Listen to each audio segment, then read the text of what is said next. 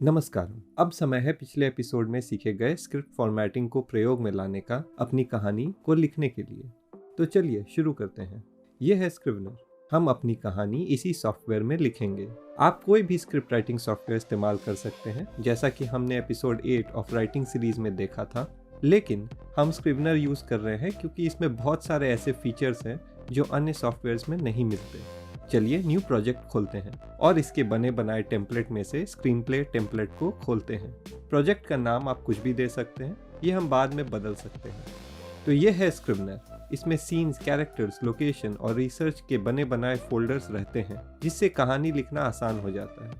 अब सीधे सीन वाले आइकॉन पर क्लिक करें, फॉर्मेट में स्क्रिप्ट राइटिंग मोड को ऑन कर दें और बस शुरू। चलिए, सीन इंटीरियर होना चाहिए या बाहर? मैं सोच रहा हूँ बेडरूम से शुरू करते हैं। सो इंटीरियर, बेडरूम, सुबह का वक्त। आप देख सकते हैं कि सॉफ्टवेयर इतना इंटेलिजेंट है कि वो आप क्या टाइप करने वाले हैं ये समझकर आपको उसी अनुसार ऑप्शन देता है। तो क्या होना चाहिए इस बेडरूम में? एक्शन लाइन इसे जाहिर करेगी। चलिए कैरेक्टर से शुरू करते हैं।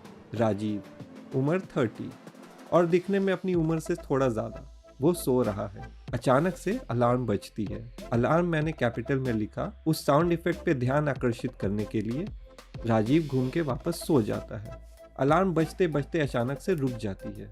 राजीव आंखें खोलता है, कंफ्यूज्ड, और पलट के देखता है कि आखिर किसने अलार्म ऑफ किया। यहाँ नोटिस कीजिए कि कैसे हमने सीन के पहले 10 सेकंड में ही जिज्ञासा जगानी शुरू कर दी। ओपनिंग सीन का ये एक प्रमुख उद्देश्य है। दो बूढ़े आदमी उसके बेड के किनारे खड़े हैं। राजीव को देख के लगता है कि वो हैरान है, और जब स्पेलिंग याद ना आए तो यूज स्पेल चेकर।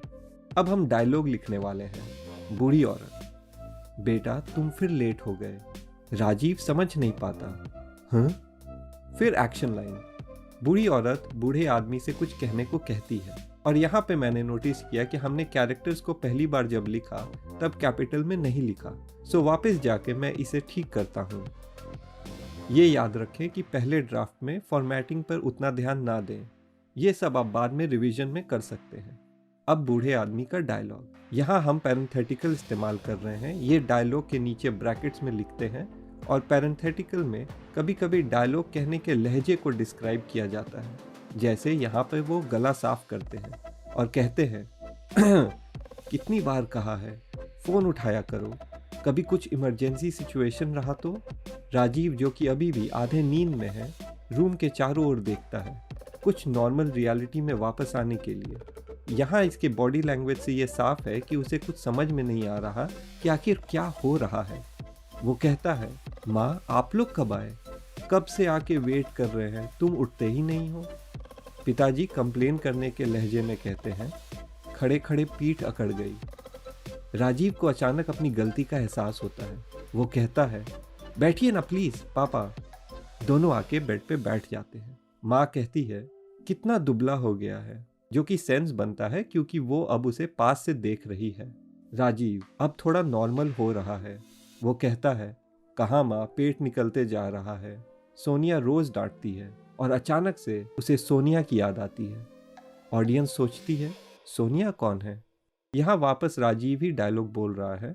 तो हमने कैरेक्टर के नाम के बाद ब्रैकेट में कंटिन्यू लिखने का ऑप्शन चूज किया है। अन्य ऑप्शन है off camera, OC, off screen, OS, voice over, VO और सबटाइटल। हम कंटिन्यू चूज करेंगे, और राजीव पूछता है, आप लोग सोनिया से मिले? पिताजी कहते हैं, कहाँ बेटा, तुमने बहुत लेट कर दी। राजीव वापस थोड़ा कंफ्यूज्ड हो जाता है इस जवाब से। माँ कहती है, हम थोड़े हमेशा जिंदा रहेंगे, और तुम हो के हर काम को टालते रहते हो। राजीव अब बहुत कंफ्यूज्ड हो चुका है और चिल्लाने लगता है, सोनिया सोनिया इधर आओ, माँ पापा आए हैं। म्यूजिक टेंस होने लगती है। पेरेंट्स सिर्फ उसको देखते रहते हैं, और अचानक से यहाँ हम सीन ब्रेक डालते हैं राइट साइड में कट का। वापस वही लोकेशन, बस कुछ क्षण बाद राजीव इस सपने से उठता है। वो रूम में चारों ओर देखता है। रूम बिल्कुल खाली है। इस मोमेंट पे आप समझ गए होंगे कि यहाँ तक की स्क्रिप्ट एक्चुअली में एक ड्रीम थी। अलार्म अभी भी बज रही है, जिसे राजीव फाइनली बंद कर देता है। अब हम सोनिया को इंट्रोड्यूस करते हैं, 30s। वो रूम में आती है और कहती है, फाइनली तुम उठ गए। राजीव कहता है, तुम्हें विश्वास नहीं होगा मुझे कैसे अजीब सपने आते हैं। सोनिया कहती है, वो सब छोड़ो, ऑलमोस्ट 10 बज रहे हैं। राजीव, ओ शिट, और वो बिस्तर से उठकर कबर्ड से नए कपड़े निकालने लगता है। सोनिया कैजुअल लहजे में पूछती है, आखिर सपना था क्या? राजीव कहता है, माँ पापा यहाँ थे। सोनिया, यहाँ इस घर में? राजीव, हाँ, यहाँ मेरे बगल में। वो कबर्ड से ड्रॉर तक जाता है और एक तौलिया लेता है। सोनिया पूछती है, वो क्या कर रहे थे? अपने महान बेटे की तारीफ? यहाँ आप टोन से सोनिया के स्वभाव को थोड़ा समझ सकते हैं। राजीव कहता है, नो, उन्होंने कहा कि मैंने लेट कर दी। सोनिया, ओह राजीव। वो पास आके उसे गले लगा लेती है। वो भी 1 सेकंड के लिए उसे गले लगाता है और फिर जल्दी से बाथरूम में चला जाता है। सोनिया रूम में खड़ी रह जाती है कुछ सोचते हुए। और कट। तो आशा करता हूँ कि इस लाइव डेमोन्स्ट्रेशन से आपको सिर्फ फॉर्मेट ही नहीं बल्कि स्टोरी टेलिंग के बहुत सारे छोटे छोटे कॉन्सेप्ट्स भी उजागर हुए होंगे। कैसे ओपनिंग सीन से ऑडियंस को हुक करना चाहिए, कैसे आप डायलॉग से कैरेक्टर के अंदरूनी स्वभाव को दिखा सकते हैं। ये कहानी तो मैंने फ्री राइट की, जो कि कहानी लिखने का एक एडवांस तरीका है जिसमें आप बिना किसी प्लानिंग के बस लिखना शुरू कर देते हैं। लेकिन अगर मैं एक शुरुआती लेखक हूँ तो मैं ज़रूर थोड़ा और स्ट्रक्चर और आउटलाइन पे काम करूँगा अपनी स्क्रिप्ट को लिखने से पहले। तो आप ही बताइए, ये कहानी में आगे क्या होना चाहिए? क्या राजीव के माँ बाप अब इस दुनिया में नहीं हैं? क्या उसे किसी बात का गिल्ट है? सपने से तो यही लगता है, पर हम जानना चाहेंगे कि आप इस कहानी को आगे कैसे ले जाएंगे। ध्यान दीजिए कि हमने बहुत सारे क्वेश्चन उठाए हैं लेकिन आंसर नहीं दिया। यही एक अच्छे स्टोरी टेलर की पहचान होती है, इस टाइमिंग को समझना कि हमें कब सवाल उठाने चाहिए और कब उसका जवाब देना चाहिए। एपिसोड पसंद आया हो तो लाइक, शेयर एंड सब्सक्राइब। ऐसे ही हाई क्वालिटी कंटेंट देखते रहने के लिए आप हमें बाय मी अ कॉफ़ी पे कॉफ़ी भी पिला सकते हैं। आपको सारे लिंक्स डिस्क्रिप्शन में मिल जाएंगे। अगले एपिसोड तक नमस्कारम।